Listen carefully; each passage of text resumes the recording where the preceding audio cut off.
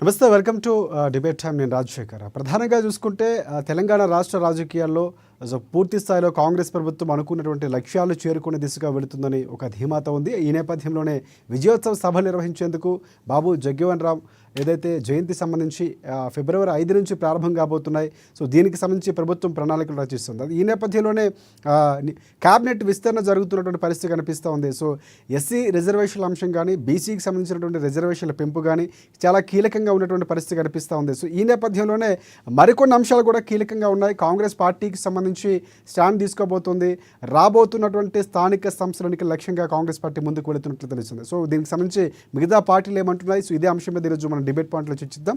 మనతో పాటు Congress party TPCC అధికార ప్రతినిధి డాక్టర్ శివకుమార్ లాల్ మనకి స్టూడియోలో అందుబాటులో ఉన్నారు. వారికి నమస్కారం. అలాగే బీజేపీ పార్టీ నుంచి అధికార ప్రతినిధి గంగాపురం వెంకటరెడ్డి గారు మనకు అందుబాటులో ఉన్నారు. వారికి కూడా ప్రత్యేక నమస్కారం. అలాగే బీఆర్ఎస్ పార్టీ నుంచి రామ్మోహన్ గారు మనకు అందుబాటులో ఉన్నారు. వారికి కూడా నమస్కారం. అలాగే ప్రముఖ రాజకీయ విశ్లేషకులు బండారు రామ్మోహన్ రావు గారు మనకు అందుబాటులో ఉన్నారు. వారికి కూడా ప్రత్యేక నమస్కారం.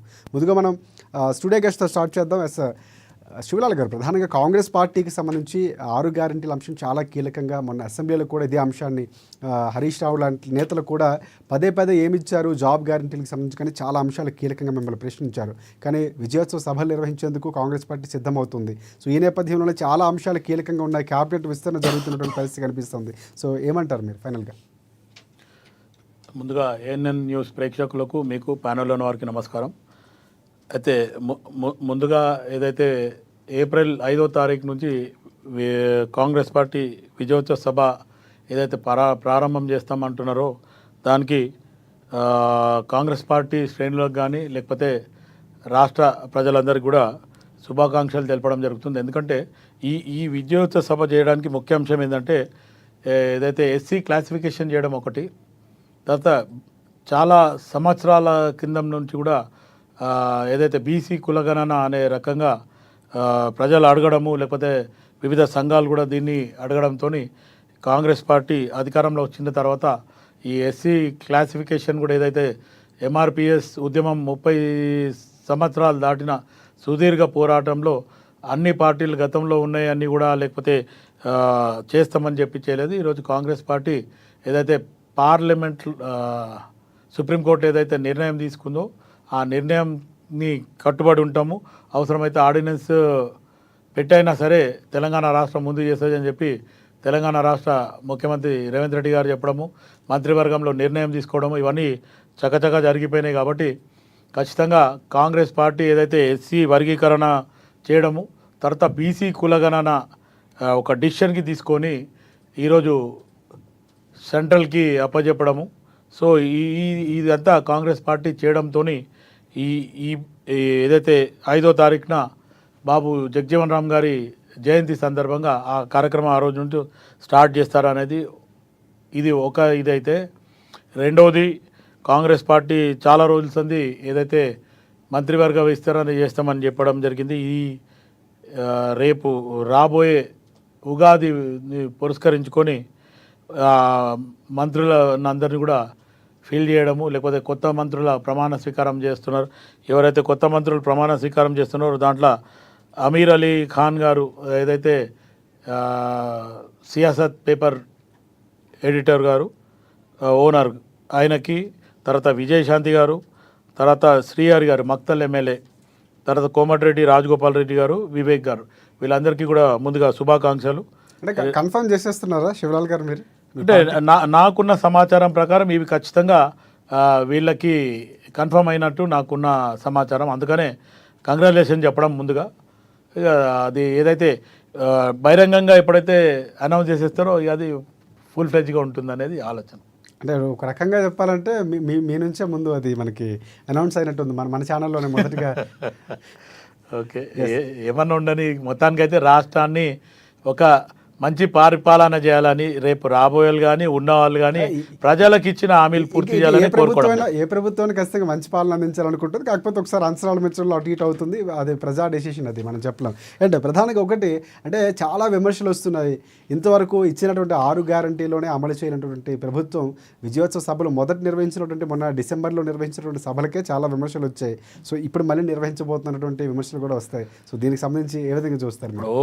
ఒకటి రాజశేఖర్ గారు, నేను అందుకే ముందే చెప్పిన అంటే ఏదైతే విజయోత్సవ సభ చేయడానికి కారణం ఏంటంటే 30 ఏళ్ళ నుంచి ఏదైతే ఎస్సీ వర్గీకరణ లేకపోతే మాదిగా రిజర్వేషన్ పోరాట సమితి చేస్తున్న ఉద్యమాలకు ఒక స్వస్తి చెప్పి ఈరోజు తెలంగాణ రాష్ట్రంలో కాంగ్రెస్ పార్టీ అది మాదిగలకు ఇచ్చిన ఒక మంచి గిఫ్ట్ వరం అనుకోవచ్చు. అదే కాకుండా బీసీ కులగణనలో ఈరోజు దగ్గర దగ్గర నాకు తెలిసి బహుశా పెద్దలు ఉన్నారు, వాళ్ళు కూడా చెప్తారు, 70 సంవత్సరాలు దాటిపోయింది. దగ్గర దగ్గర 80-100 సంవత్సరాల క్రితం జరిగింది.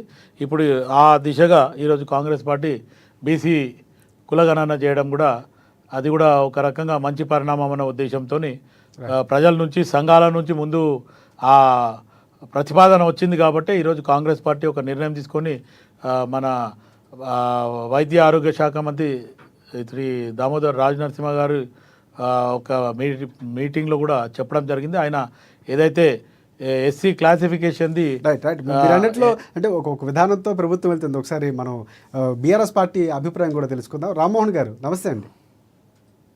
పెద్దలందరికీ నమస్తే. ఎస్ ప్రధానంగా మీ అభిప్రాయం ఏంటంటే విజయోత్సవాలకు సంబంధించి గతంలో కూడా విమర్శలు చేశారు, అసెంబ్లీలో కూడా అదే పనిగా కేటీఆర్ కానీ హరీష్ గారు కానీ చాలా కీలకంగా మాట్లాడారు. సో ఇక్కడ కాంగ్రెస్ పార్టీ మాత్రం సక్సెస్ని ప్రజల్లోకి తీసుకెళ్లే ప్రయత్నం చేస్తుంది, మీరేమంటారు? కాంగ్రెస్ పరిస్థితి ఎట్లా నవ్విపోతురు కాక నాకేటి సిగ్గు అన్న చందంగా ఉంది రేవంత్ రెడ్డి గారి సర్కార్ పరిస్థితి.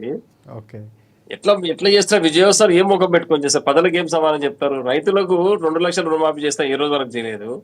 రైతు భరోసా ఈ రోజు వరకు 3 ఎకరాల్లో ఉన్న వాళ్ళకి ఇంకా రాలేదు. 30% వరకే వచ్చింది, 100% పూర్తి కాలేదు. తులం బంగారం ఇస్తా అని చెప్పి ఆడపిల్లలకు ఆశ పెట్టారు, అది ఇంతవరకు లేదు. తులం బంగారం 2,500 మహిళలకు ఇస్తాను, అది ఇవ్వలేదు. ఏం ముఖం పెట్టుకొని పోతున్నాడు ఉత్సవాలు విజయోత్సవాల పేరు మీద? స్థానిక సంస్థల ఎన్నికలు పూర్తయి 16 నెలలుగా వస్తుంది, స్థానిక సంస్థల ఎన్నికలు నిర్వహిస్తలేరు. బీసీ కులగన తప్పుడు తొలగగా మారిపోయింది. సుప్రీంకోర్టు ఇచ్చిన ఎస్సీ వర్గీకరణను వీళ్ళు ఏదో మేము గొప్ప చేసాం వీళ్ళు చెప్పుకుంటా ఉన్నారు. ఇంతకంటే దౌర్భాగ్యమైన పరిస్థితి రాష్ట్రంలో ఏముంటుందండి? కాంగ్రెస్ పరిస్థితి ఒకసారి ఆత్మావలోకనం చేసుకోవాలి. మేము ఏం చేసినాం, ఏం చెప్పి గత మీద కూర్చున్నాం, ఎందుకు చేయలేకపోతున్నాం అని దాన్ని ఆలోచన తెలిసిపోయి ఈ రోజు స్కూళ్ళు, మోడల్ స్కూళ్ళు, ప్రీ ప్రైమరీ స్కూళ్ళు, మండలానికి బస్సులు పెద్ద ఎత్తున ఏదో డంబాచారం పెట్టి ప్రకటన చేసిన. ఒకటి ఎక్కడ తీసుకొస్తారు? బస్సులు ఎక్కడ తీసుకొస్తారు, డబ్బులు ఎక్కడ తెస్తారు? 3.5 కోట్ల రూపాయలు ఒక్కొక్క స్కూల్ అవసరం వస్తుంది. ఎంత బడ్జెట్ అవసరం ఉంటది? మరి దాని నిధులే కేటాయింపు మళ్ళీ ఈరోజు బడ్జెట్ పెట్టిన తర్వాత మళ్ళీ ఇది ఒకటి కొత్త ప్రభగంట. ఎందుకంటే ప్రజలకు వాళ్ళ దృష్టి మరల్చడానికి ఏదో ఒకటి చేయాలి, దాన్ని తప్పించుకొని తిరగాలి. ఇది తప్పితే ఎస్కేపింగ్ నేచర్ అంతా. అంటే డైవర్షన్ పాలిటిక్స్ అంటారా? కాంగ్రెస్ పార్టీ నిర్వహించబోయే సభలు అనేవి డైవర్షన్ పాలిటిక్స్ అంటారా మీరు? 100% డైవర్షన్ పాలిటిక్స్ కదా. ఈ రోజు బడ్జెట్ లో డబ్బులు కేటాయించలేదు, మోడల్ స్కూల్ పెడతా, ప్రీ ప్రైమరీకి ఒకటి నర్సరీ నుంచి 2వ తరగతి ఇంగ్లీష్ మీడియం కావాలి, వాళ్ళను నిపుణులైనట్టు ఉద్యోగులను నియమిస్తా, పెద్ద స్కూల్ కడతా, బస్సులు పెట్టి మండలానికి మొత్తం బస్సులు పెట్టి ఆ పాఠశాల పిల్లలను తీసుకొని వస్తా చెప్తా ఉన్నాడు. బస్సులు ఎక్కడ తీసుకొస్తావు? ఆర్టీసీ దివాలా తెచ్చింది, దానికి ఇప్పటికే నువ్వు ఇచ్చిన ఉచిత బస్సు వల్ల నానా బీభత్సం జరిగిపోతుంది అక్కడ. అవన్నీ వదిలిపెట్టి కొత్తగా మళ్ళీ పెడితే మందేమనుకోవాలి, ఏదో చేస్తుండ్రు రేవంత్ రెడ్డి సర్కార్ అని ఆలోచన విధానం మార్చుకోవాలనే విధంగా పనిచేస్తాను. మొట్టమొదటి చేయాల్సింది ప్రభుత్వం వచ్చిన తర్వాత స్థానిక సంస్థల ఎన్నికలు నిర్వహించాలి. అది చేయలేదు. December 9వ తారీఖు 2 లక్షల రుణమాఫీ చేస్తా అని ప్రజలందరూ రెచ్చగొట్టి బ్యాంకులకు పంపించి డబ్బులు స్థానిక సంస్థలకు వెళ్లే ముందు బీసీలకు సంబంధించి రిజర్వేషన్ అంశం కొలిక్కొస్తే దాని మీద వెళ్లే అవకాశం ఉందని కాంగ్రెస్ పార్టీ క్లారిటీ కూడా ఇచ్చే ప్రయత్నం చేసింది. అదే అండి, బీసీ ఇదే చెప్తున్నాను మీకు, ఏదైనా సరిగ్గా చేస్తే పని సక్సెస్ అవుతుందని కాంగ్రెస్ పార్టీ చేయదు. మీరు గమనించండి, ఎస్సీ వర్గీకరణ పేరు ఇప్పుడు చెప్తారు పెద్దలు, శివన చెప్తా ఉన్నాడు. దశాబ్ద కాలం కింది వరకు కాంగ్రెస్ పార్టీ దేశంలో గానీ రాష్ట్రంలో గానీ పరిపాలన చేసింది. ఆ రోజు మందకృష్ణ గారి గోడ ఎందుకు పట్టించుకున్నారండి కాంగ్రెస్ ప్రభుత్వం? ఈ రెండు ఢిల్లీలో వాళ్ళే, గల్లీలో వాళ్ళే కదా, ఎందుకు పట్టించుకోవాలి? ఈ రోజు సుప్రీంకోర్టు ఆర్డినెన్స్ ఇచ్చి చేయాలన్నప్పుడు మందకృష్ణ గారు పెద్ద ఎత్తున ఉద్యోగం చేసి హైదరాబాద్ లో 1,00,000 డబ్బులు కొడతా, మీ సంగతి అంత తెలుస్తా అంటే రేవంత్ రెడ్డి అందరు మాట్లాడి ఇదేదో ఇబ్బంది పాలుందని చెప్పేసి బిల్లు పెట్టేసి మరి దాన్ని మేమే చేస్తాం, మేమే గొప్ప చేస్తాం, సంబరాలు చేస్తాం చెప్తా ఉన్నారు. ఎవరు ఉద్యమం చేసినారు, ఎవరు సక్సెస్ అయ్యారు, దానికి ఎవరు మాట్లాడుతా ఉన్నారు? రామన్ భాయ్, ఇప్పుడు 1,00,000 డప్పులు 1000 గొంతులు ఏదైతే మందకృష్ణ గారు చెప్పినో దానికి ముందే ఆర్డినెన్స్ తెచ్చి నేను చేస్తా అని చెప్పి ముఖ్యమంత్రి డేట్ ప్రకటించినాక 3 రోజుల ముందు మీరు ఆర్డినెన్స్ పెడతా ఉన్నారు. అది వాస్తవం, మీరు తెలుసుకోండి. గోడపత్రిక అని చూడండి. నేను ఒకటి చెప్తున్నాను, గతంలో మీరు ఎందుకు చేయలేదు? మీరు చేయరు. కాంగ్రెస్ పార్టీ అనేది ఈ పరిపాలన, ఈ దేశం, ఈ రాష్ట్రం మీద ప్రేమ ఉండదు మీకు.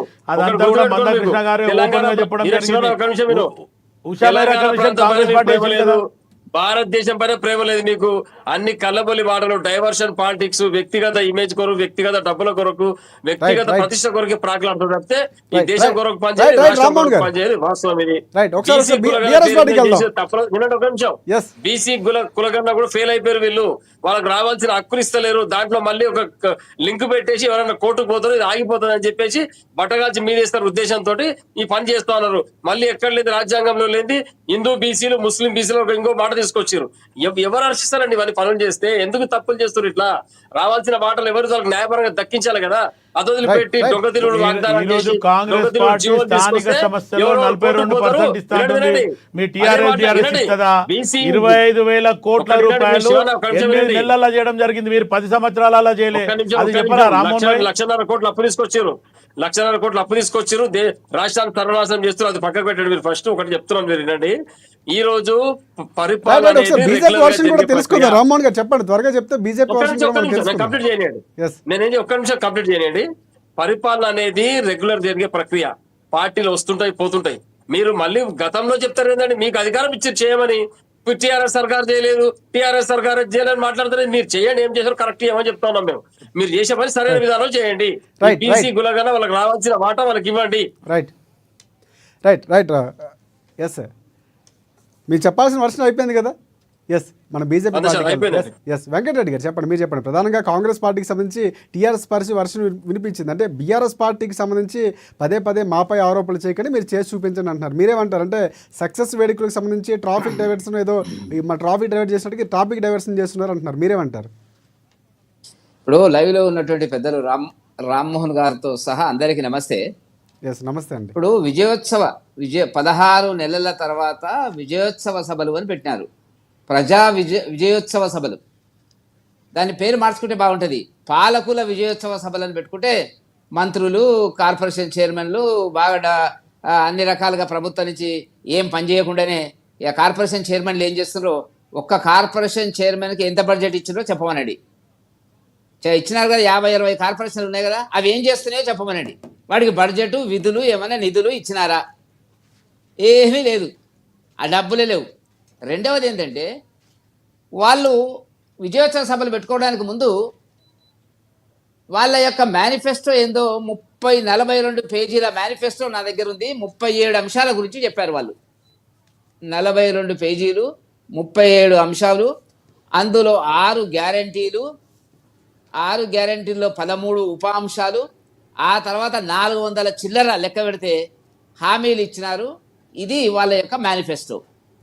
దీంట్లో ఏం జరిగింది అనేది అంచనా 16 నెలల లోపల ఒక అంచనా చేసి మేము ఇది సాధించాము, ప్రజలకు చెప్పిన ప్రకారంగా, మాట ప్రకారంగా మేము కానీ ఇచ్చాము ఒకటి చెప్పితే వెంకటరెడ్డి గారు, అంటే ఇటువైపు కోమటిరెడ్డి వెంకటరెడ్డి గారు మేము 5 పథకాలు ఇప్పటికే అమలు చేస్తాం 6 గ్యారంటీలు అంటున్నారు. కోమటిరెడ్డి వెంకటరెడ్డి గారు 5 గ్యారంటీలు అంటే బీజేపీ వెంకటరెడ్డి గారు ఇప్పుడు చదివి చూపిస్తారు ఏం చేసినాడు అనేటువంటిది. Right, right. మహాలక్ష్మి మహిళలకు ఒక్క నిమిషం, మహిళలకు ప్రతి నెల 2,500 ఇచ్చారా? లేదు. 500కే గ్యాస్ సిలిండరు కంటి తులుపుగా ఇచ్చినారు. స్టాచ్యురేషన్లో అమలు కాలేదు. ఆర్టీసీ బస్సుల్లో ఉచిత ప్రయాణం దీంట్లో జరిగిన మాట వాస్తవం. రైతు భరోసాకు 15,000 అన్నారు, ఇప్పుడు 12,000 అన్నారు. ఒకటి మధ్యన ఎగ్గొట్టినారు, అది ఇంతవరకు గతి లేదు, కాలేదు. వ్యవసాయ కూలీలకు 12,000, అదంతాగే ఉంది. వరి పంటల క్వింటాల్ 500 రూపాయలు కంటి తుడుపుగా లాస్ట్ రైతులు బయట అమ్ముకున్న తర్వాత, అంత అమ్ముకున్న తర్వాత ఓ 10 మందికి ఇచ్చి మేము ఇచ్చినామని చెప్తున్నారు. అది రెండవది అయిపోయింది. గృహజ్యోతి ప్రతి కుటుంబానికి 200 లీటర్లు, ఇది కూడా కంటి తుడిపే. హైదరాబాద్లో మీరు చూడండి, ఒక్కొక్క ఇంట్లో నేను చూసినాను 10 మంది కిరాయిలకు ఉన్నారు. పేదలు, ముస్లింలు, బీసీలు. వాళ్ళకి ఆ ఇంట్లో ఒక్కరికి ఇస్తారంట. ఆ ఇంటి ఓనర్ ఎవరికి చెప్తే వాళ్ళకి ఒకరికి ఇస్తారంట, మిగతా వాళ్ళకి లేదు. నేను మా పక్కనే ముస్లిమ్స్ ఉన్నారు, అడిగినాను, క్యాకి సాబ్ కుష్మినే హమాలకుతున్నాయి, మాలూమ్ ఇచ్చినాయి ఏని అంటున్నారు వాళ్ళు. ఆ పక్క ఈ పక్కన ముస్లిమ్స్ వాళ్ళు రోజు కనపడుతుంటే. ఒకటి ఇందిరమ్మ ఇండ్లు, నియోజకవర్గానికి 3,500 ఇల్లు కడతామన్నారు రాజశేఖర్ గారు. వాటిని బడ్జెట్ చెప్తున్నారు, అంకెలు చెప్తున్నారు, సంఖ్యలు చెప్తున్నారు తప్ప ఇంతవరకు వాటికి గ్రౌండ్ కాలేదు. యువ చెప్పి మొన్న ఏదో స్టార్ట్ చేసినారు, 5 లక్షల విద్యా భరోసా కార్డు. దాని అంటే అర్థమైందో ఏందో ఒకటి పేపర్లో చదవడమే తప్ప లేదు. ప్రతి మండలంలో తెలంగాణ ఇంటర్నేషనల్ స్కూల్ అంటే ఎన్ని ఇంటర్నేషనల్ స్కూళ్ళు వచ్చినావో ఏమొచ్చినావో వాళ్ళే లెక్క చెప్పాలా. 6వది చేయిత 4,000 ఆసరా పెన్షన్, ఇంతవరకు అతి లేదు గతి లేదు. కొత్త రేషన్ కార్డులు అసలు ఇవ్వలేదు. 10 లక్షల రాజీవ్ ఆరోగ్యశ్రీ అనేటువంటిది ఎవరికి ఇచ్చిండో చెప్పమనండి. 10 లక్షలు ఎవరికి ఇచ్చినారు? ఇచ్చిన ఆరోగ్యశ్రీ బకాయిలే 6-7 వేల కోట్లు బకాయిలు ఉన్నాయి. ఫీజు రీంబర్స్మెంట్ 6-7 వేల కోట్ల బకాయిలు ఉన్నాయి ఆరోగ్యశ్రీ కింద, దాని కింద ఇంతవరకు ఇవ్వలే. నేనేమంటున్నా అంటే వాళ్ళు చేసినటువంటిది ఏంది అనేటువంటిది ఒక్క ఉచిత బస్సు ప్రయాణము తప్ప, దానిలో కూడా బస్సు ఫ్రీక్వెన్సీ తగ్గించినారు. కొత్తగా వచ్చిన బస్సుల్లో అందరి దగ్గర డబ్బులు వసూలు చేస్తున్నారు. అదొక్కటి కొంతవరకు నడుస్తున్నటువంటి పరిస్థితి. అది ఎప్పుడు ఉంటుందో ఎప్పుడు పోతుందో నేను ఇప్పుడేం చెప్పలేను. వాళ్ళ మేనిఫెస్టోలో చాలా అంశాలు చెప్పినారు. ఉద్యమకారులకు కేసీఆర్ గారు తీవ్ర పట్టించుకో, మేము చూడండి రాగానే 250 గజాలు ఉద్యమకారులకు కేటాయిస్తాము. ఆయన కనీసం కేసీఆర్ అనలేదు, అనకుండా అవమానం చేసినాడు. వీళ్ళు అని అవమానం చేసినాడు ఉద్యమకారులకు సంబంధించి. దాని మీద ఇంతవరకు చర్చ లేదు, ఒక విధి విధానం లేదు, ఒక కమిటీ లేదు. ఉద్యోగస్తులకు 3 డిఏలు మేము రాగానే రిలీజ్ చేస్తామన్నారు. 3 వై ఇప్పుడు ఎంతైనా తెలుసా రాజశేఖర్ గారు? 5 డిఏలు బాకీ అయ్యారు. 5 డిఏలు బాకీని పే రివిజన్ అమలు చేస్తామన్నారు. అది లేదు, ఇది లేదు. జీతాలు ఆయన కేసీఆర్ గారు 15 రోజులు 20 రోజులు లేటుకి ఇచ్చినారు అని ఆరోపణ చేసినారు. మేము చేసినాం, వాళ్ళు చేసినారు, భారతీయ జనతా పార్టీతో సహా. ఇవల్ల అది పోయి రిటైర్ అయినటువంటి ఉద్యోగస్తుల పదవీ విరమణ డబ్బును 3 ఏళ్ల తర్వాత, 2.5 ఏళ్ల తర్వాత, 2 ఏళ్ల తర్వాత చెల్లిస్తామని గ్యారంటీ కార్డులు ఇస్తున్నారు. 61 సంవత్సరాలు ఉద్యోగం చేసిన తర్వాత దేశంలో ఏ రాష్ట్రం లేనిదా నెలకు 10,000 కోట్ల రూపాయలు అప్పులు చేసిండ్రు. 1,58,000 కోట్ల అప్పులు చేసిండ్రు. సంసారాన్ని నెడుతున్నారు. అప్పులు చేసి ఒక్క నిమిషం, అప్పులు చేసి సంసారాన్ని నెట్టగొడుతున్నారు. 18,000 కోట్ల రూపాయల ఆదాయం ఉందన్నాడు. దాంట్లో 60% అప్పులు చేస్తున్నారు. అప్పులు దేనికోసం చేసినారు? వెంకటరెడ్డి గారు, అంటే మీరు ప్రశ్నలు వర్షం కురిపిస్తే తర్వాత శివలాల్ గారు చెప్పాలి, మళ్ళీ కొంచెం సమయం కూడా ఇద్దాం. మళ్ళీ మీరు ఇంకా ఉంచండి, ఆ ప్రశ్నలు మళ్ళీ సంధించవచ్చు. తప్పకుండా మళ్ళీ ఒకసారి మనకి రామ్మోహన్ గారు ఉన్నారు, ఆయన దగ్గరికి వెళ్దాం. ఎస్ రామ్మోహన్ గారు, నమస్తే అండి. రామ్మోహన్ గారు, అంటే ప్రధానంగా అంటే చూసుకుంటే పార్టీలకు సంబంధించి హామీలు ఇవ్వటం లేకపోతే ఇవన్నీ, కానీ కాంగ్రెస్ పార్టీ 5 గ్యారంటీలు అమలు చేస్తాం, సో సక్సెస్ వేడుకలు అంటే ఒక వేడుకలు చేసుకునే దిశగా వెళ్తుంది. గతంలో కంటే ఈసారి భిన్నంగా వెళ్తున్నాం. ఈసారి సభలు నిర్వహించబోతున్నాం, జిల్లా వ్యాప్తంగా 4 రోజుల పాటు ఉండబోతున్నాం, ఏప్రిల్ 5న మొదలు కాబోతున్నటువంటి ఒక హింట్ ఇచ్చింది కాంగ్రెస్ ప్రభుత్వం. సో ఏ విధంగా చూడొచ్చు అంటారు? అంటే ఇక్కడ విపక్షాలు మాట్లాడాయి, వారి యొక్క పార్టీ స్టాండ్స్ మాట్లాడాయి, ఏం చేశారు, ఎంతవరకు చేశారు అనేటువంటి చెప్పే ప్రయత్నం చేశారు. మీరేమంటారు? రాజశేఖర్ గారు, మీకు పెద్దలు శివలాల్ గారికి, అట్లాగే ఏకనామే సదాప్రీతి అంటారు కదా మిత్రులు రామ్మోహన్ గారికి, యువ మిత్రులు, అలాగే పెద్దలు వెంకటరెడ్డి గారికి, అందరికీ నమస్కారం. ఏఎన్ఎన్ న్యూస్ ప్రేక్షకులకు కూడా. నా ఉద్దేశం ఏంటంటే విజయోత్సవాలకి ఇది కాలమా, ఈ సమయం అంటుంది. ఈ రామ్మోహన్ గారు, వెంకటరెడ్డి గారు చాలా విషయాలు చెప్పారు, అవి వాస్తవాలే. కాకపోతే శివలాల్ గారు చెప్పిన దానిలో సగం నీళ్లు ఉన్నాయి గ్లాసులో, వీళ్ళు సగం నీళ్ళే అని చెప్తున్నారు, 2 వాస్తవాలు. కానీ విజయోత్సవాలకి ఇది సమయం అంటున్నారు. 1 సంవత్సరం అయిపోయింది, పోయిన డిసెంబర్లో విజయోత్సవాలు చేశారు, బాగానే ఉంది. ఇల్లు అలికారు. ఒక విషయంలో అభినందిస్తున్నాను రేవంత్ రెడ్డి ప్రభుత్వాన్ని. ఎస్సీ రిజర్వేషన్లు దేశంలో మొట్టమొదటిసారి అమలు చేయడానికి ఒక పునాది వేశారు. ఎందుకంటే తీర్పు వచ్చిన తర్వాత ఈ దేశంలో ఏ రాష్ట్రం కూడా ఇంతవరకు ఎస్సీ రిజర్వేషన్ల అమలు కోసం తీర్మానం చేసింది లేదు. దాని ఏకసభ్య కమిషన్ వేసి ఆ కమిషన్ రిపోర్ట్ తీసుకొని, ఎందుకంటే దానిలో శశవిషయాలు బీసీ లెక్కలాగా అవాస్తవాలు లేవు కనుక, గతంలో 2011 లెక్కలు ఉన్నాయి, 2021 జనాభా లెక్కలు కాలే కనుక మనకు ఆ 2011 లెక్కల ప్రకారం తీసుకొని ఓన్లీ మనకు విద్యా ఉద్యోగాల్లో 15% రిజర్వేషన్ ఖరారయ్యే ఉన్నాయి. దాన్ని కొత్తగా చేసేది ఏం లేదు. ఇప్పుడు చేసింది ఏంటంటే ఏబిసిడి అంటే ఏబిసి 3 వచ్చినాయి, 1, 2, 3 వచ్చినాయి. ఆ 3 దానిలో కూడా మందకృష్ణ మాదిగ గారు చాలా అభ్యంతరాలు లేవనెత్తారు. దాన్ని అట్లాగే ఉంచి మొత్తం మీద 9% ఒక గ్రూప్కు, 5% ఒక గ్రూప్కు, 1% ఒక గ్రూప్కి చేశారు. అది అమలు అయితే అంటున్నాడు. దానిలో శశవిషయాలు ఏం లేవు. కానీ అమలు కావడానికి ఏం చేయాలి? దీని మీద రాష్ట్రపతి ఉత్తర్వులు జారీ చేయాలి. చేసిన తర్వాత అప్పుడు అమలు అవుతుంది. కనుక ఇల్లాలకి ఎవరు ఇంకా పండుగ కాలే. ఒక్కటి మాత్రం నిజమైందంటే అది అమలు కావడానికి అవకాశాలు లీగల్గా, నేను యాజ్ అడ్వకేట్ చెప్తున్నా, అవకాశాలు ఉన్నాయి. రెండోది బీసీ రిజర్వేషన్ ఏముద్ధరించిన చేసినట్టు, బీసీ రిజర్వేషన్లు ఖచ్చితంగా కోర్టుకు పోతారు రేపు ఎవరన్నా. బీసీ రిజర్వేషన్లో ఇప్పటికి శశబిషలు చాలా ఉన్నాయి, చాలా అవరోధాలు ఉన్నాయి, అభ్యంతరాలు ఉన్నాయి. ఇప్పటికే కులాల మధ్య పంచాయతీ పెట్టి మేమింతమంది వాళ్ళు అనుకుంటున్నారు.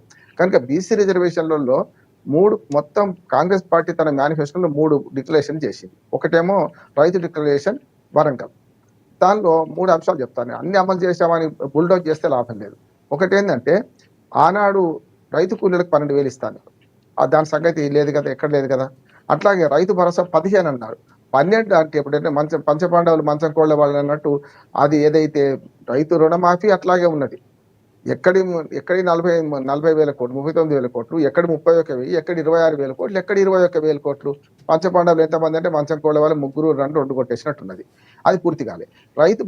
మనకు కౌలుదారులకు 25 డిసెంబర్ నాడు ఒక డేట్ పెట్టారు. 25 డిసెంబర్ పోయి 3 నెలలు అయిపోతుంది కదా. మళ్ళీ రేపు వచ్చే మార్చి 25కి 3 నెలలు అవుతుంది.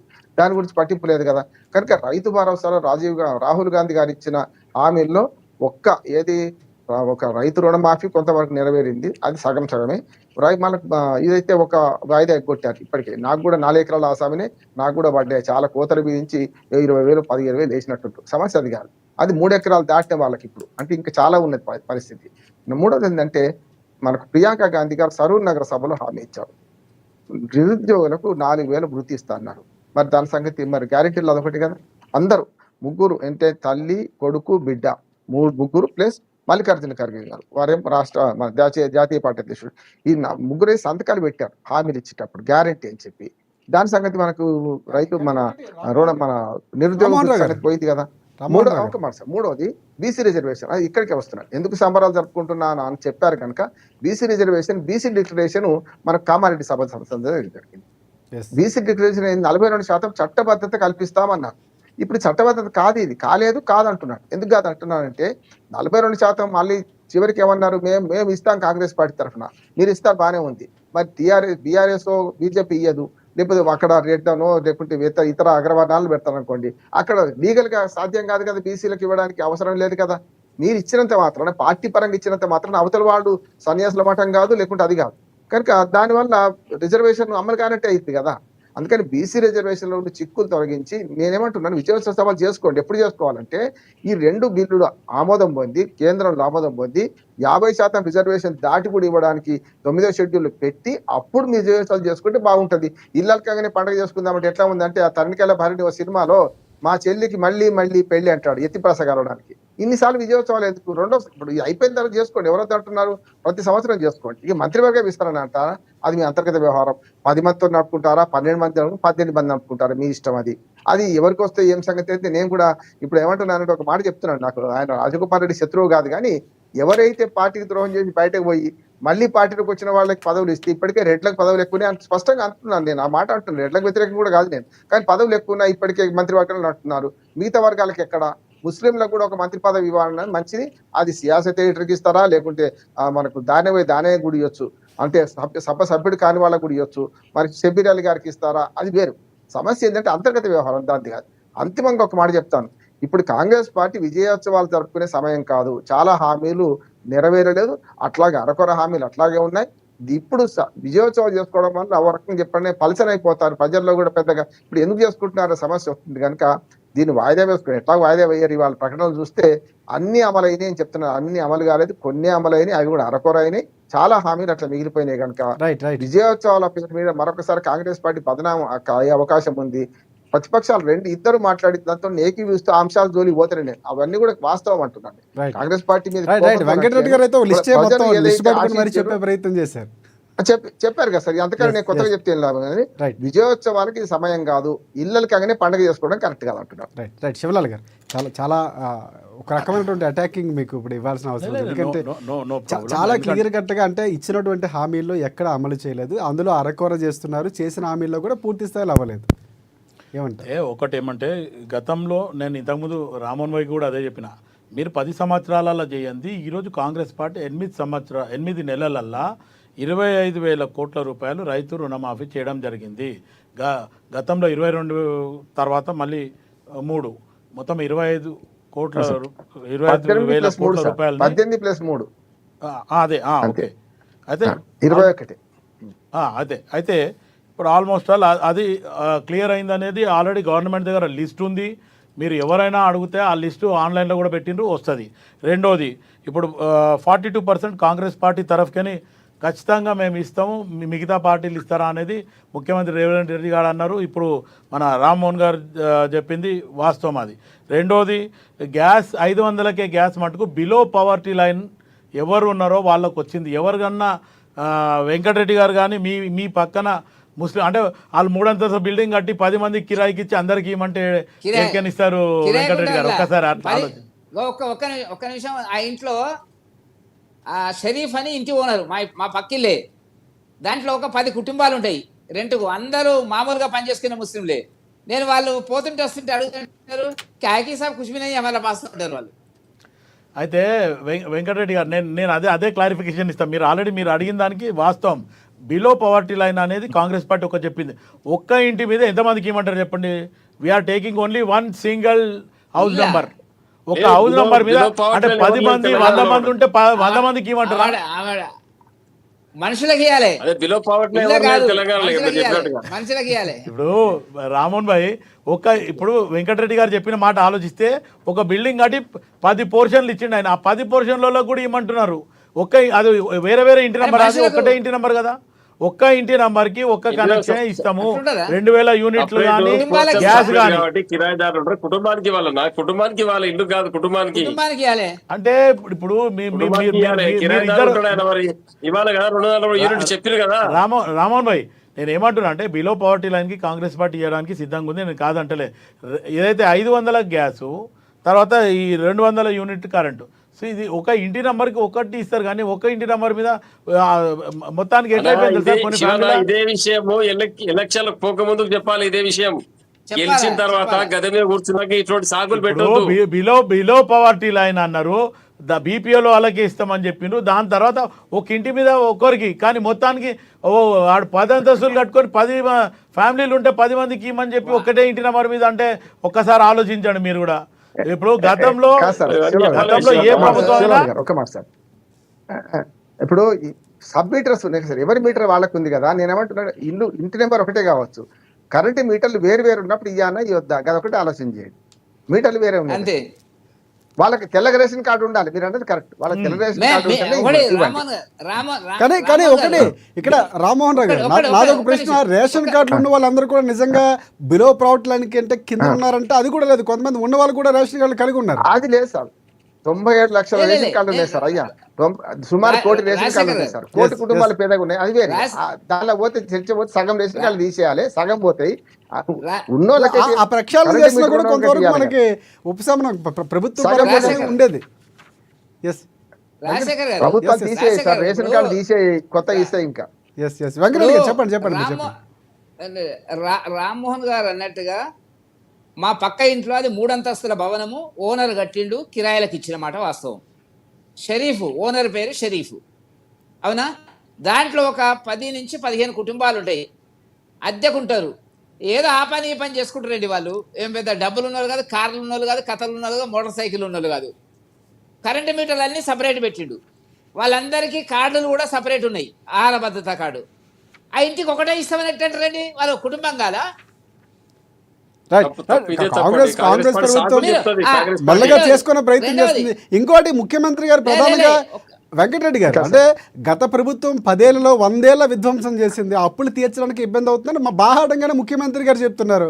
సో అందువల్ల లేట్ అవుతుంది అన్నటువంటి క్లారిఫై కూడా ఇచ్చే ప్రయత్నం చేస్తారు. అప్పులు ఉన్నాయి, అప్పులు కట్టడానికి ఇబ్బంది పడుతున్నారు. రాజశేఖర్ గారు ఇంకొక మాట, అది వేరు. కానీ ఇప్పుడు కరెంట్ బిల్ అనేది ఏ కిరాయిదారు వాళ్ళే కట్టుకుంటారు సార్, ఓనర్ కట్టాడు. ఇప్పుడు ఓనర్ కడితే ఓనర్కి ఒకటే చేయండి, కానీ కరెంట్ బిల్లు ఎవరు కిరాయి అంటే వాళ్ళే కట్టుకుంటారు. కరెంట్ బిల్ వాళ్ళ బాధ్యతనే, ఎంత కాల్చుకుంటే అంత కట్టుకుంటారు కదా. 200 యూనిట్లు దాటి రామ్మోహన్ గారికి వెంకటరెడ్డి గారు నేను ఇంకొక మాట చెప్తా. అంటే ప్రభుత్వం తరఫున నేను మాట్లాడుతున్నాను కాబట్టి, ఒకవేళ ఆ 10 మంది షరీఫ్ గారికి మీరు చెప్పి ట్యాక్స్ 10 మందికి నేను కిరాయికి ఇచ్చానని ఒప్పుకొని టాక్సేషన్ చేస్తారంటారా? అదే ఇన్కమ్ ట్యాక్స్ వాళ్ళు చూసుకుంటారు.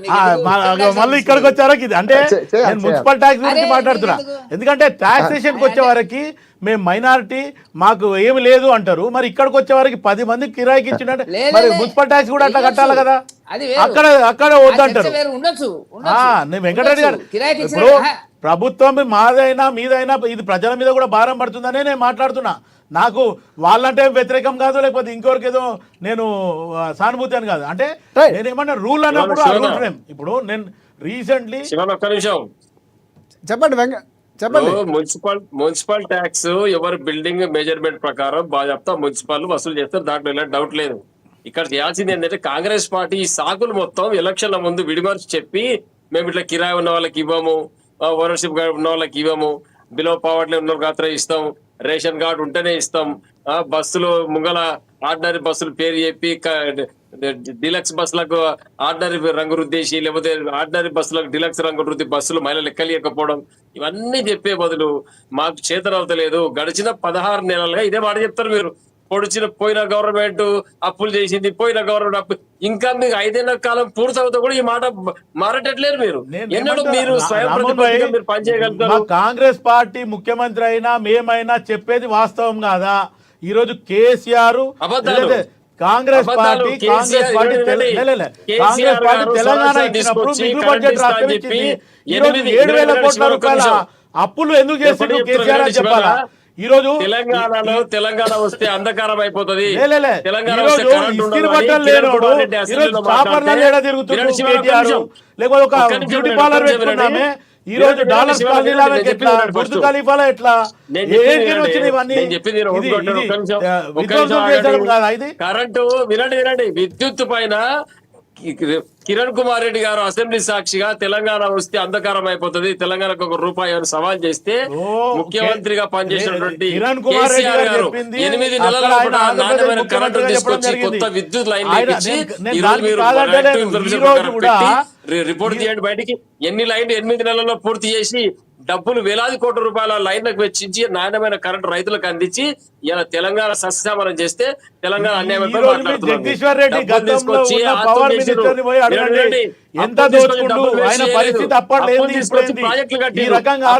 విద్యుత్ లైన్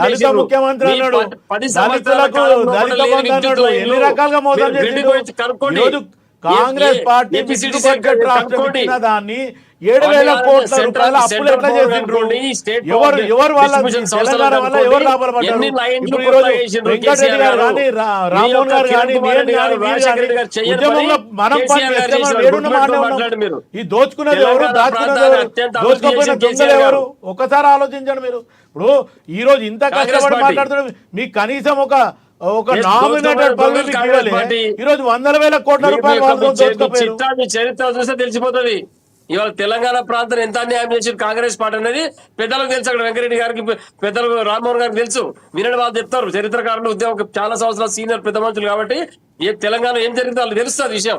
మీరు ఒక్కడు గమనించారు శివన, ఈ రోజు కాంగ్రెస్ పార్టీ ఎవరైతే కిరణ్ కుమార్ రెడ్డి గారు, రాజశేఖర గారు ఉన్నప్పుడు రాష్ట్రానికి విద్యుత్ ఎంత ఇబ్బంది ఉందో అందరికి తెలుసు, జగబరిని సత్యం అది.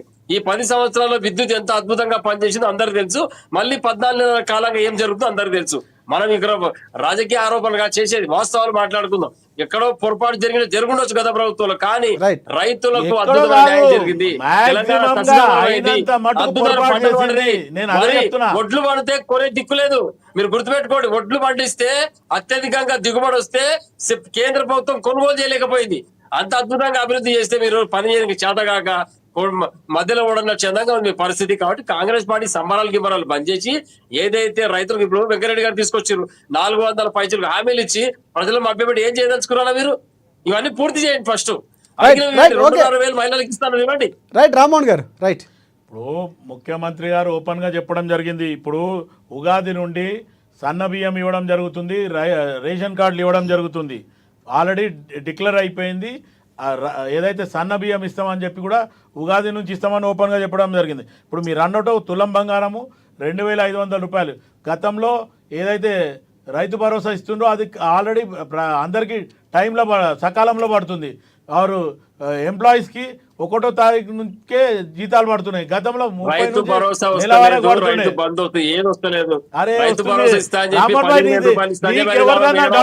ఫోన్ చెప్పి వాళ్ళతో నీకు ఎక్కడంటే అక్కడ. ఇప్పుడు మీరు ఇంకో మాట అన్నారు, కలెక్టర్ ఎవరైతే మెదక్ కలెక్టర్ అనుకుంటా బహుశా, నిన్ననే న్యూస్లో చూడడం జరిగింది. ఆయన సైకిల్ మీద పోయి రిటర్న్లో వచ్చేటప్పుడు కలెక్టర్ బస్సులు ఎక్కి ప్రజలకు ఏమేమి ఇబ్బందులు ఉన్నాయి ఏమనేది స్వయంగా అడిగి ముఖ్యమంత్రి రిపోర్ట్ ఇస్తుండే ఆయన. మీరు ఒకసారి ఆలోచించండి, గతంలో మీరేం చేసారు? కలెక్టర్లను మిర్చి కాళ్ళు మొక్కిపించుకోరు. ఈరోజు కలెక్టర్లను పార్టీలో చేసుకోరు, పోలీసు వాళ్ళని మీద ఎవరు పెట్టుకుర్రు, ఎలక్ట్రిక్ డిపార్ట్మెంట్ వాళ్ళంతా పెట్టుకున్నారు. మొన్నటి వరకు ముఖ్యమంత్రి బెదిరించే వరకు కూడా పవర్ తీసి అక్కడక్కడ. వినండి, సమస్యను పక్కదో పట్టే నుంచి కాంగ్రెస్ పార్టీ వెనతో పెట్టిన విద్య, ఇష్యూను డైవర్ట్ చేయడానికి, ప్రజల యొక్క మనసు దృష్టి మరల్చడానికి కాంగ్రెస్ పార్టీ వెనతో పెట్టిన విద్య.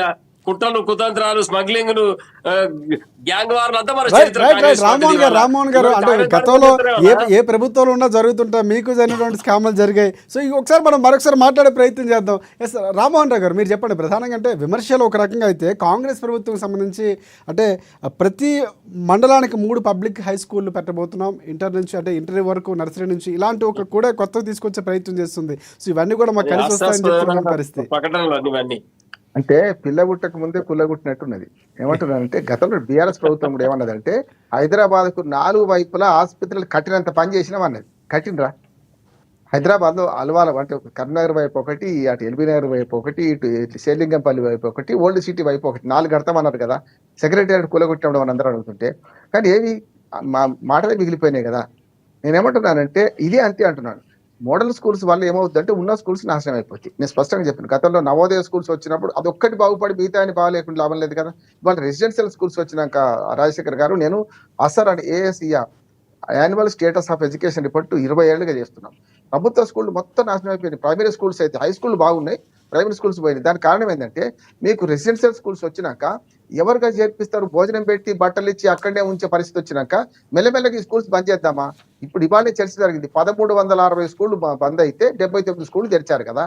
నేనంటే విద్యా విధానం మీద మంచి చర్చ జరగాలంటున్నాను. ఇంకొక మాట అంటున్నాను, ప్రభుత్వాలు శాశ్వతం, పార్టీలు కాదు. ఇవాళ గత ప్రభుత్వం చేసిన కొన్ని పనులు, ఉద్యోగాల కల్పన కానీ ఇవన్నీ వాళ్ళు ఇప్పటిదాకా వెళ తీసుకొచ్చారు ఈ కాంగ్రెస్ గవర్నమెంట్. ఉదాహరణ చెప్పాలంటే అన్ని వాళ్ళు ఏం చేశారు, ఇంకో 10 ఏళ్ళు మేమే అధికారం అని దగ్గర దాకా వచ్చి ఏది ఈయన కాసి నకల్పాలు చేసినట్టు దగ్గర దాకా వచ్చి విడిచిపెట్టిండ్రు. వాళ్ళు చేయలే, తప్పైంది వాళ్ళకి. కనుక వాళ్ళు ఏమైంది, ఆ ఉద్యోగాలలో 57,000 ఉద్యోగాలు ఇస్తే సుమారు 40,000 ఉద్యోగాలు పరీక్షలు నిర్వహించి అపాయింట్మెంట్ ఆర్డర్ల దాకా వచ్చేది ఉండే. అవి చేస్తున్నారు. ఇప్పుడు వెళ్ళింది. అసలు నిజమైన పరిపాలన ఇప్పటి నుంచి మొదలైంది అంటున్నాను. కాంగ్రెస్ పార్టీ పరిపాలన మొన్న డిసెంబర్లో వస్తే మొన్న డిసెంబర్ దాకా లెక్క కాదు. ఎందుకంటే పాత ప్రభుత్వం చేసిన కొన్ని పనులు, మనకు శంకుస్థాపనలు చేసిన మన ఏమంటారు దాని ప్రారంభోత్సవాలు కానీ ప్రారంభోత్సవాలు చేసుకుంటూ వచ్చారు. ఇప్పుడు అసలైన పరీక్ష ఈ పార్టీకి ఈ ప్రభుత్వానికి ఉంది అంటున్నాడు. ఇక్కడి నుంచి 2 లక్షల ఉద్యోగాలు ఇవ్వాల్సి ఉన్నది సంవత్సరానికి. ఇక నుంచి కొత్త పనులు చేసి వాటి శంకుస్థాపనలు చేయాలి, వాటి ప్రారంభోత్సవాలు చేయాలి. ఆలు లేదు చూలు లేదు. ఇప్పుడు మోడల్ స్కూల్స్ కట్టినట్టే ఇందులో ఇస్తున్నారు అంటున్నాం కదా. డబుల్ బెడ్రూమ్ ఇల్లు కూడా పాతే కట్టే ఉండే ఒక్క ఇల్లు కూడా ఇందిరమ్మ ఇల్లు ఇప్పటి వరకు నిర్మించలేదు ఇప్పటిదాకా. వాళ్ళు చేసిరు, వాళ్ళది కూడా తప్పట్లేదు. అదే అన్నాను కదా, వాటి బీఆర్ఎస్ గవర్నమెంట్ లో 4 ఆసుపత్రులు కట్టినంత పని చేసిండ్రు. ఎక్కడ కట్టలే కదా. ఇదిగంతే అవుతుంది. మాటలు కోటలు దాడుతున్నాయి, మరి అడుగులేమో గడప దాటలేదు. ఇప్పుడు కూడా ఏమంటున్నానంటే ఇప్పుడు అసలైన పాలన పొందేది విజయోత్సవాలు ఎప్పుడు చేసుకోవాలంటే ఈ సంవత్సరం పాలన మనం విడిచిపెడదాం. పాత ప్రభుత్వానికి మంచి వచ్చేటో జరిగింది, విడిచిపెడదాం. కొత్త ప్రభుత్వం, ఈ ప్రభుత్వం వచ్చి ఏడాది తర్వాత ఈ 3 నెలలు అయితే కాలం ఉంది కనుక ఇక ముందు వీళ్ళు చేసే పనులన్నీ లెక్కలకు వస్తాయి. వాళ్ళు అన్న హామీలు నెరవేర్చాలంటే ఒక్కటి ఇప్పుడు కొంచెం తల మీద భారం పోయింది ఏంటంటే రుణమాఫీ అక్కడికి అయిపోయింది. హల్లికల్లి సున్నాకి అయిపోయింది. రుణమాఫీ పేరు మీద 20 కోట్ల వేలైతే మిగిలినట్టే కదా. వీటిని కొనసాగించే ప్రయత్నం చేద్దాం. అలవిగానే హామీలు ఇవ్వడం వల్ల వచ్చిన సమస్య రాజశేఖర్ గారు ఇది. ఇప్పుడు ఎందుకంటే షరతులు వర్తిస్తాయన్నారు. వాళ్ళు మంచి పని కూడా చెప్తున్నాడు.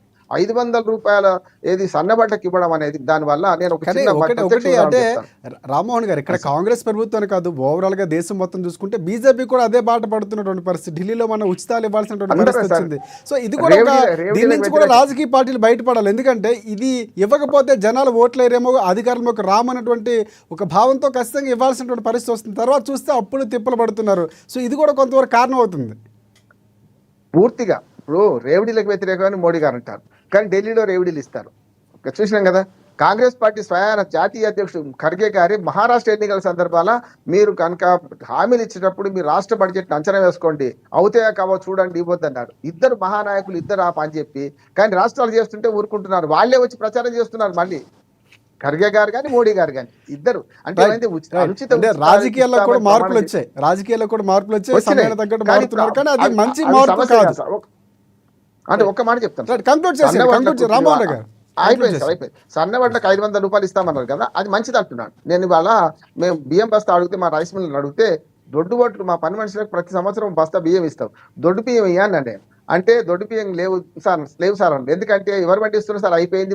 అట్లకు సబ్సిడీ మన ఇవ్వడం వల్ల మాత్రం అందరూ సన్నబడ్డే పంపిస్తారు. పాత బియ్యం కొత్త బియ్యమే తప్ప దొడ్డు బియ్యం దొరుకుతలేవు అన్నాడు. అంటే ఏమంటున్నా నేనంటే ఎఫ్సిఐ కొలుస్తారు, కానీ ప్రజలు వాడతలేరు. దొడ్డు బియ్యం వాడితే సన్న బియ్యం వాడుతున్నారు. అదొక విషయంలో మంచిది అంటున్నాను. 2300 ప్లస్ 500 ఇవాళ కొంతవరకే ఇచ్చారు, అది కూడా పూర్తిగా ఇవ్వలేదు.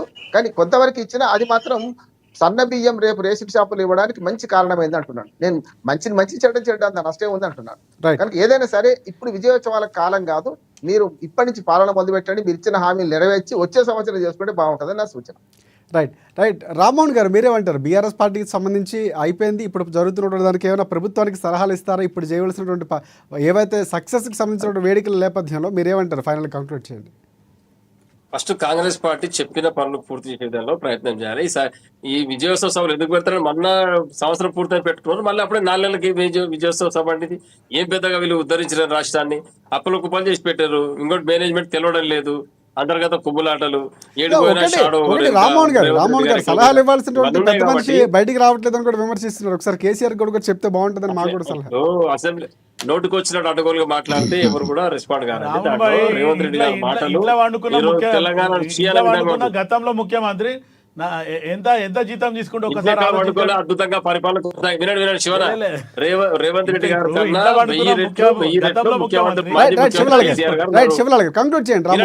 కేసీఆర్ గారి అనుభవంలో రేవంత్ రెడ్డి గారికి ఏం నయా పైసా కూడా లేదు. వారి యొక్క వయసుకు గాని వారి యొక్క అనుభవానికి ఎవరికి సాటి రాదు. తెలంగాణ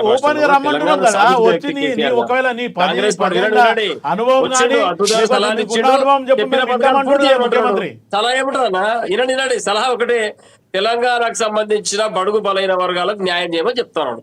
ఆ ఒక్క మాటలో మొత్తం నిబిడీకృతమైంది. మొత్తం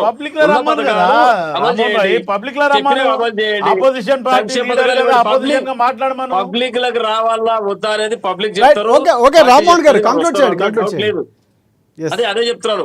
ముఖ్యంగా చేయాల్సింది రేవంత్ రెడ్డి సర్కార్ ఏం చేయాలంటే, ఎప్పుడైతే 400 హామీలు ఇచ్చిరో, 6 గ్యారంటీలు ఇచ్చిరో, వాటిలో ఉన్నటువంటి అన్ని ఫుల్ఫిల్ చేసిన తర్వాత మాట్లాడాలి. రైతులకు న్యాయం చేయాలి, మహిళలకు న్యాయం చేయాలి, వృద్ధులకు, వికలాంగులకు అందరికి న్యాయం చేయాలి. తలపెట్టిన సంక్షేమ పథకాలు అన్ని ఇవ్వాలి. కొత్త అప్పులు తీసుకురావద్దు. ఈ డబ్బు రాష్ట్రానికి ఆదాయాన్ని పెంచే మార్గం ఒక్కటి ఆలోచన చేయమంటాను. నువ్వు మోడల్ స్కూల్ కడతా, నేను హాస్పిటల్ అంగన్వాడీ పట్టణం తీసుకొస్తాను మాటలు బంద్ చేసి, ఉన్న స్కూళ్లను రిపేర్ చేసి వాటిని ముందుకు తీసుకుపోయే ప్రయత్నం చేయాలి. బిజినెస్ లక్ష్యం ఒకటి ఉంటుంది, ఒకసారి ఆలోచన చేయండి. ఎవరన్నా వ్యాపారం ముందుకు పోవాలి, లాభాలు పడాలంటే ఫస్ట్ ఖర్చును తగ్గించుకుంటారు. ఖర్చును తగ్గిస్తే మెల్లమెల్లగా లాభాల పడ పడుతుంది. నువ్వు అది లేకుండా నేను అదనంగా చేస్తా, నేను మోడల్ స్కూల్ కడతా, 1,00,000 కోట్లు పెడతా అంటావు, కానీ ఎక్కడి నుంచి తీస్తావు? ఎక్కడ డబ్బు లేడు నీ దగ్గర? నీ రాష్ట్రం వచ్చిన ఇన్కమ్ ఎంత? నువ్వు పెడుతున్న ఖర్చు ఎంత? ఎందుకు ఇలా అబద్ధ మాటలు మాట్లాడి రాష్ట్రాన్ని ప్రజల యొక్క దృష్టి మరల్చే ప్రయత్నం చేస్తున్నావు? స్థానిక సంస్థల ఎన్నికలు నిర్వహించాలి, 6 గ్యారెంటీలు అమలు చేయాలి, ఈ యొక్క సమరాలు ఆపాలి, ఖర్చు తగ్గించాలి రాష్ట్రానికి. రైట్ వెంకటరెడ్డి గారు మీరు కంక్లూడ్ చేయండి. ఇప్పుడు ఒక్కటి ఎస్సీ వర్గీకరణ గురించి మా శివలాల్ గారు చాలా పెద్ద ఎత్తున మా క్రెడిట్లో వేసుకుంటున్నాడు ఖాతాలో. 50 సంవత్సరాలుగా ఆ సమస్యను పరిష్కరించకుండా, సతాయించి, నిర్ణయం చేయకుండా, తాత్సారం చేసి వాయిదా వేసినటువంటి ఆ సమస్యకు పరిష్కారం హైదరాబాదు సభలో మోదీ గారితో మందకృష్ణ మాదిగ కన్నీటి ఆలింగనము పరిష్కారాన్ని చూపించింది. సుప్రీంకోర్టులో కేంద్ర ప్రభుత్వం ఇంటర్ఫియర్ అయింది, అఫిడవిట్ ఇచ్చింది, పరిష్కరించే స్పీడప్ చేసింది. మీరు మర్చిపోయి ఉంటారు రాజశేఖర్ గారు హైదరాబాద్ సభలో మోదీ గారు చెప్పినటువంటి మాట ఒకసారి నేను గుర్తు చేస్తాను. మందకృష్ణ మాదిగ కన్నీటి పర్యంతం అయినప్పుడు, ఆప్ ఆగే బడో, ఆప్కే సాత్ హై హమ్ హై, ఆప్కే పీచే మై హూ, పీచే ఒక ప్రధానమంత్రి. అదండి ప్రధానమంత్రికి ఉండేటువంటి ఔదార్యము. ఆ సమస్యని సరే ఏదైనప్పటికీ పరిష్కారం చేసినాం. రెండవది నేను చెప్పదలుచుకుంది ఏంటంటే, మేము అది సాధించడం ఇది సాధించడం అనేటువంటి అవినీతి రంగంలో కేసీఆర్ గత పాలన మీద అనేక ఆరోపణలు చేసిండ్రు, ఎంక్వైరీలు వేసిండ్రు, కమిషన్లు వేసిండ్రు. లెగచర్లది ఏమైందో అర్థం కాలే, మియాపూర్ భూముల్లో ఏమైందో అర్థం కాలే. మియాపూర్ భూముల్లో ఉండేటువంటి ఒక వ్యక్తి, కీలకమైన వ్యక్తి, ఓ 10 ఏళ్ళు కేసీఆర్కు ఈ సైడు ఆ సైడు కూర్చున్నాడు. ఇప్పుడు అదే వ్యక్తి వచ్చి ఇప్పుడు రేవంత్ రెడ్డి గారికి ఈ సైడ్ ఆ సైడ్ కూర్చుంటున్నాడు. నయం కేసు ఏమైందో తెలియదు. కోట్లు ఉన్నాయి, మిషన్లు తెచ్చేసిరని విమర్శించిన కాంగ్రెస్ వాళ్ళు దాని మీద ఇంతవరకు ఒక మాట కూడా మాట్లాడలే. కాళేశ్వరం ఎయిర్పోర్ట్ ఏమైందో తెలియదు, విద్యుత్ శక్తి ఎంక్వైరీ ఏమైందో తెలియదు. శ్రీనివాస్ యాదవ్ మంత్రిగా ఉన్నప్పుడు ఈ ప్రభుత్వం రిజల్ట్స్ వచ్చిన